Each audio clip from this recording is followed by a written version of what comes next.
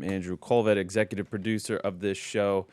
I'm joined by a really dear friend of both the show, Turning Point USA, and of Charlie's, and that's Borders Are Tom Homan. Thank you so much, Tom, for making this trip out of your way to come see us. You got it. Thanks for the invite. Yeah. Well, listen, I just want to start with the obvious question. You're sitting next to Charlie's empty chair. You're hugging our team. I mean, I can see that this means a lot to you and it's affected you. So, what has this meant to you, and where do we go from here?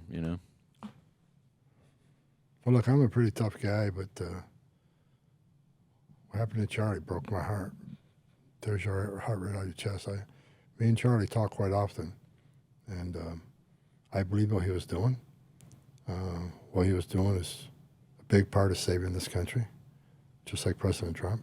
That's why I came back twice from retirement to help President Trump save this country. So I made a commitment to Charlie and Turning Point. I'll do anything I can to help this organization. God bless you. Because of the great work you're doing. Again, to help save this country. This country is turbulent. And I think Charlie brought out discussion, get people to start thinking, keep talking. Because talking is better than violence. The day of the incident, I was in my office in the West Wing, and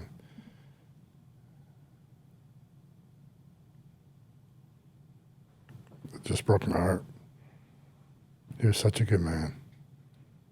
Just trying to open dialogue between those who hated him. I often do the same. I give speeches, and I know there's a lot of people don't like Tom Homan and what he does. But we don't shy away from getting out there and trying to get the truth out. So I'll do everything I can for Turning Point. Thank you, Tom. Because I think we both just want to get the truth out there. We both want a better country. We both want a country better for our kids. That's exactly right. Well, Tom, I know that I speak on behalf of not only everybody in this show, but everybody at Turning Point and Erica when I say that you are a good man and you're a patriot. Charlie loved you and respected you. And when you came back for Trump 2.0, we knew that you were the right man for the job and that you had the guts and the courage to do the job. And I know that Charlie loved you. I know you love Charlie. And Turning Point, we still love you. The Charlie Kirk Show, we love you. And we thank you so much for making this extra special trip. I know Arizona is a place you do a lot of work anyways, but I'm so grateful that you came and made this special trip. So again, you honor us. Me and Charlie talked a lot. I've done his show a lot of times. Matter of fact, I was supposed to be in El Paso doing an event with him. That's right. You were going to be on the tour. Yeah, I was going to be on the tour. Looking forward to it. And but again, I think Turning Point's in good hands with Erica. I just had a conversation with her. So proud of her. Me too. Such a strong woman. So I think Turning Point, people ain't seen anything yet. Yeah. I think this whole organization is going to increase 1,000-fold. We're going to 10x it, Tom. We're going to 10x it. God bless you. We're going to make this, as Erica says, the biggest thing you've ever seen. We're going to do it for Charlie. We're going to do it for this country. We're going to do it because God compels us, and we're all committed to that vision. And Erica set the tone, and she deserves a lot of respect, and she has the respect of the team, both here at the Charlie Kirk Show and at Turning Point Action. Tom, I want to talk to you about something that impacts you personally with what you're doing with the Border Patrol, ICE, and that is this rising violence, this tide of violence, and it is left-wing vigilantism, and it's shocking and terrifying. I'm going to play it. This is a new clip. Fox News, Rutgers University has done a new poll, and I want to get your reaction. Play cut 57. Ask you about this Rutgers report. Good morning. On the Network Contagion Research Center. This is their conclusion, okay? Users online are increasingly associating the memification of Luigi Mangione with calls for political violence against Elon Musk, President Trump, and others, reflecting the growing cyber social presence of assassination culture. And Aisha, you have some findings that they have here on justification. It's alarming, and I want to put this up here. This is a justification for murder of Elon Musk and Donald Trump. And you'll see here, they found that when it came to the left of center, 50% thought that it was justified to murder Elon Musk, 56% for President Trump. So just to reiterate, Rutgers University has discovered that 50% of left-of-center respondents believed it is justified to murder Elon Musk for his opinions. 56% believed it's justified to kill Donald Trump for his. And I'm assuming had they asked ICE agents about ICE or ICE agents, that number would be similar. What do you do in an environment like this? Don't stop. Don't stop. Don't fold. You know, my dad taught me as a young teenager, never go start a fight, never go look for a fight, but don't run away from one either. We're not running anywhere. It's amazing. This is not the country I grew up in. And that's what was great about Charlie and President Trump. They want that country back where, you know, we can talk our differences and not be violent. So it shocks me. It shocks me to hear that. I didn't know that just a couple minutes ago. Yeah. That this is really where we're at as a nation. I truly believe the vast majority of Americans are peaceful, Me too. God-fearing, American-loving people. But you got that fraction of people that have just lost their minds. I mean, attacks against ICE officers is up over 1,000%. And what people don't, if you stop and think about it, ICE officers, they're not, you know, heartless robots. They don't hang their heart on a hook every day they go to work.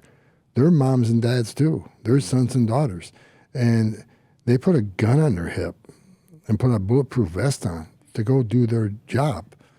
And they don't make a lot of money doing it.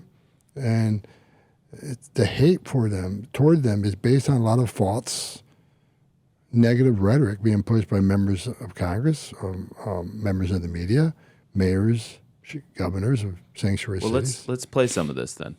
This is because a lot of this right now, the story is around Chicago, it's around Portland, and I know that there was a lot of protest. I would call it worse than protest. It's riots, it's violence, it's intimidation, it's thug culture, it's Antifa culture.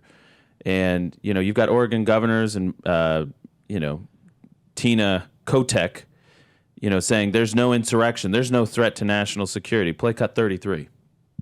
I have been abundantly clear with them that Portland and the state of Oregon believe in the rule of law, and we can manage our own local public safety needs.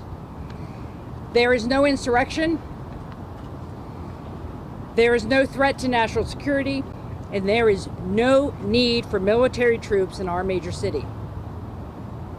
Military service members should be dedicated to real emergencies. The members of the Oregon National Guard, their mission is to stand up and protect Oregonians, and they will do that every day, but they are not needed in the city. They are not needed here. Your reaction? She should take a drive around Portland. I just was in Portland 3 weeks ago. I was at the ICE facility that's under attack every night. Matter of fact, I became a little angry because of the damage done to the building, the graffiti. And I asked the person, one of the people there who's in charge of security, why are we not cleaning this up? And he says, well, because we'll have to clean it up again tomorrow, because I'll come right back and damage the property again. You're talking about people damaging United States federal property with a felony. You're talking about following our employees home from work to their homes, putting them at great risk. She ought to go look at the ICE facility. Go to the ICE facility and sit there for 24 hours and see what these men and women deal with every day. Yeah. You know, you're drawing a line in the sand. You're saying you're not going to back down. I just showed you that terrible new report from Rutgers University about the Maggioniism, of the Maggioni effect, the assassination culture. And this was an interesting thing that happened last night. It's cut 56 if you want to get it ready. This is Nick Shirley, who does sort of street journalism. He goes out with a camera. He gets confronted by an Antifa militant, now who's a domestic terrorist, and he's threatening him, and all of a sudden these lights start shining on this guy. So I want you to explain what happened here. And this is in Portland, and this is the clash between, domestic terrorists and federal officers. Play cut 56. I have the right to be here. Okay, did I say? I have the right to be here. Stop. I have the right to film. You have DHS watching you right there, lasered on you. You have a sniper lasered on you right now. I don't give a. Stop it. Stop You sticking your camera in people's face. I didn't do anything wrong. Okay. You have a sniper on you right now. You have a sniper on you right now. What's going on in that clip? Well, look, you got somebody trying to, they think they have the right to protest, Antifa, and turn that protest into criminal activity, damaging federal property, assaulting federal agents. But they don't want journalism anywhere around, because journalism is going to tell the truth. Mm-hmm. And they don't want the American people to know the truth. They want to play the victims. We're in a situation now where the bad guy is the victims and the good guys want to enforce the law, try to make this country safe again. They're the bad guys, and the bad guys are actually the victims. You got to completely turn around. Yeah, Antifa's right. the good guys. You're the 1,000%. victims. ICE are bad guys. Here's a journalist trying to show the American people what exactly happened. They don't want that. They don't want the truth out to American people and what exactly they're doing. Check out this tweet. This is from Ron Wyden. And 221, throw it up if you can. Trump is launching an authoritarian takeover of Portland, hoping to provoke conflict in my hometown. I urge Oregonians to reject Trump's attempt to incite violence. Oh, so it's Trump. It's President Trump who's inciting violence and all your ICE agents just for existing. In a vibrant and peaceful city. By the way, this is completely garbage on its face, by the way. Portland is rife with this militant faction of residents that have been pandered to and catered to and treated with kid gloves for so long that they feel that they can run roughshod over the city of Portland. What do you say to this accusation that President Trump is a fascist and authoritarian and he shouldn't be deploying troops in American cities? President Trump's trying to make his country safe again. And a lot of these sanctuary cities, they're not safe at all. I was in Portland a few weeks ago. It's not safe. I saw the damage they do. They attack the building every night. And, look what President Trump did in Washington, D.C. Look at the crime, how that got reduced within days of his action. He made a promise to the American people he's going to make this country safe again. If that involves troops, then so be it. It's going to make those neighborhoods safer. You would think the mayor of Portland and the governor of Oregon would be calling President Trump up and thanking him to come to the table and helping giving them resources to make those streets safe again for their constituents, for their taxpayers. 100%. Well, and let's play a clip that would reinforce your point here. This is a Portland resident praising President Trump for deploying the military to squash this. This is cut 34. I am so happy that Trump is sending the National Guard in here. I live in this building. We both live in this building. We've been asking for help for months, and we're finally going to get it. When do you think they're coming? When? Not soon enough, man. Not soon enough. That's a real resident. He lives right near the ICE facility, and he's been living with this domestic terror group assaulting federal officers. Not to mention, Tom, what happened in Texas, where you had somebody shooting up an ICE facility. Is this what's the esprit de corps of Border Patrol and ICE? I mean, we had all this surge of applicants. Are we still seeing that? Are people staying strong? Are they staying on mission? Oh, absolutely. The morale's on an all-time high because they're getting to enforce the law. They're getting to uphold the oath they took when they signed up to do that job, whether it's a Border Patrol or ICE. And what people need to understand, all this fake rhetoric about who ICE is arresting, right around 70% of the people ICE arrest aren't criminals. But the left is saying, well, not criminal enough. Well, they're criminal. And the other 30% includes national security threats who don't have criminal histories and people who have final orders. They had due process at great taxpayer expense. They were ordered removed by federal judge, became a fugitive. ICE, if you actually go to the ICE website, look at the data. You see, without a doubt, they're making these streets safe again, one illegal criminal at a time. Of course. So, Tom, as I said, if people want to get involved, they want to apply, they want to be a part of the solution. Maybe they're 20, they don't know what they're doing with their lives. Maybe they're 35 and they're at a job that they don't want to be at anymore, and they want to help the country, and they want to help be a part of your mission. Where do they go? How do they apply? What can they do? Okay. What's do you have Well, a look, URL? there's a lot of places you can go. You can go to USA Jobs, and you see the announcements there. And look, what I would ask people to do: go to the CBP website, Customs Border Protection website. Look at what they do. Look at what ICE does, because ICE does a lot of different things. You have HSI and Aero. Do your research and make sure that look at what their mission is and see if you agree with the mission, if you want to be a part of the mission. And in addition to that, you don't have to be a federal agent and carry a gun to make this country great again. Get involved with your local community and educate your community on the benefits of enforcing the laws of this country, making this country safe again. Whether it's run for city council, run for mayor, go to the voting booth. It isn't just about the presidential election anymore. Yeah. This starts at the bottom. So get active in your community. Get out there and vote. Use your right, from anything from a city council member all the way up to President of the United States. Get involved. But we welcome them. We're hiring 10,000 more. We welcome all the patriots coming to town. ice.gov/join. ice.gov/join.